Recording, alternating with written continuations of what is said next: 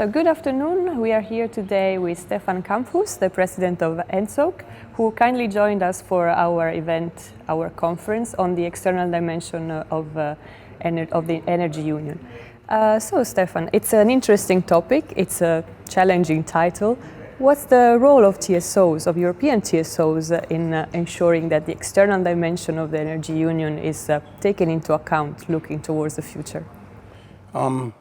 Of course, the obvious task is to connect the countries via the internal interconnection points, but moreover, it's the external interconnection points. We have to make sure that gas comes from outside Europe, inside of Europe. We have to organize the marketplaces, and that is the second part. We have to develop attractive marketplaces that can accommodate enormous amounts of gas, give a fair price and give access to the open market to every European citizen. Absolutely. The TSOs play really an important role in building the market structure. They are the backbone at the end of the day. Do you see also an additional role when it comes to discussing with the third parties, with third countries? Do you think that going forward there will be more and more the need to leave the security of supply to the usual market dynamics, and to what extent do you think regulation can help instead? I'm absolutely sure that it is necessary that the TSOs take a tough position there and take over a lot of work. In particular, I think if a TSO is really independent of the government and is really fulfilling the criteria that were set by the regulation, third package, but also network code thereafter, they are the ones who should do all the contracts and get the gas flowing. They should have the long-term contracts also for the capacities with the foreign producers or also the indigenous producers. So that would be the most important role. On the other hand, I have to admit that creating the market is fine, but there's always the danger that nobody is willing to pay for the security of supply. The market might work, but we need some regulation for the just in case. Just in case there's a dropout, there's a breakup, there's a problem with a producer, and the N-1 would be endangered. And therefore, I think there's also some regulation necessary, or at least some agreements. Mainly, first of all, on the national level to take precautions for such a case, but also in international agreements. But most of the time, I think the open market will do what is needed. The open market is a guarantee for a security of supply.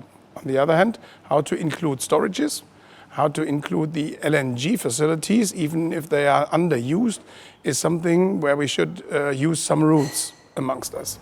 Who should pay for the new investments? That's one of the big questions. If we want to achieve a greater security of supply, will investments be needed? And if so, who should pay for them? There's a list of priorities. And priority number one, those who want it, use it, should pay for it. So big international pipeline investments should be based on long-term agreements with those who need this pipeline. On the other hand, if it's across borders and if there's more that is needed, there should be arrangements between the TSOs across the borders, how to finance them and how to finance them jointly. There is a lot of interconnections and reverse flows needed, where I would say you can base it on the national regulated asset base and everybody does his share and then earns also through the socialization of the cost. This is the second row. So first is who wants it, pays it. The second is, if not this case, and it's in the good interest of all, then it should be financed by the national regulated asset base. And if it comes to cross-border, there should be a fair share of burden and income. One more question. Regarding the intergovernmental agreements, we heard this morning a pretty interesting discussion, and I would like to have your opinion on this revision of intergovernmental agreements that the European Commission has started. What's the role, what's the use of such agreements, and where should they end and again leave space to the market and to the market operators? Major European transmission systems, cross-border systems, have been created without intergovernmental agreements. And I don't think that it is necessary.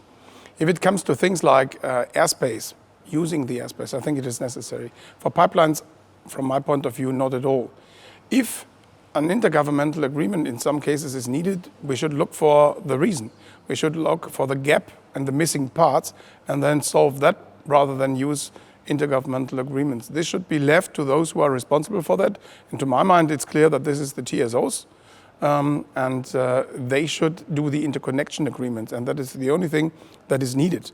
So you agree on the interconnection agreement, you agree on the arrangement for the capacities on the border, and that is it. I don't see any necessity for intergovernmental agreements in these cases. Even if there are, for example, LNG facilities or storage facilities on the borders, they should be left to the market, and the companies that are shippers on the networks, they should do the necessary contracts, not the states. So let's say more leaving to the commercial basis of the commercial tools to solve problems rather than adding up difficulties. Absolutely. I would even say if there's a governmental agreement, that is proof of that something's wrong. Well, that's a very interesting point of view. Thank you very much. Just one final question. If we look backward to the situation of security of supply for Europe 10 years ago, and we take a look today, what has changed and why? And do we feel in a better situation nowadays? There are several answers to that. The easiest answer is by luck, by pure luck. Gas prices came down, in particular also in Southeast Asia, in the Southern Hemisphere in total, and there's more LNG available for Europe. Gas prices come down all over the place, also in the consequence of the fall of the oil prices. So that makes it cheaper, that makes it safer, because there is more LNG attracted by the European market. Mm-hmm. That was luck. Second, a lot of interconnection has been created. A lot of north-south capacity has been built. The French are building for 700, 800 million a year. The Germans are building for in a 10-year plan for 4 billion. So there's a lot of additional pipelines constructed. That's a point. But in the most exposed parts, I think there has not enough been done. I don't see that so much has changed in Southeast Europe. A lot more should be done there, because the interconnections are needed, the reverse flow are needed, and they should be connected meanwhile to more LNG facilities, and in particular to Caspian gas. So I think there more needs to be done. I don't see such a big difference between then and today. Okay, so we will find out very soon during the rest of the conference where the external dimension of the energy union should look towards, which countries, if it will be the Caspian Basin or Middle East. We will find out. But meanwhile, thank you very much for this conversation. It was very interesting, and for your insights into the future of the energy union. Thank you. I was happy to be here. Thanks for the question.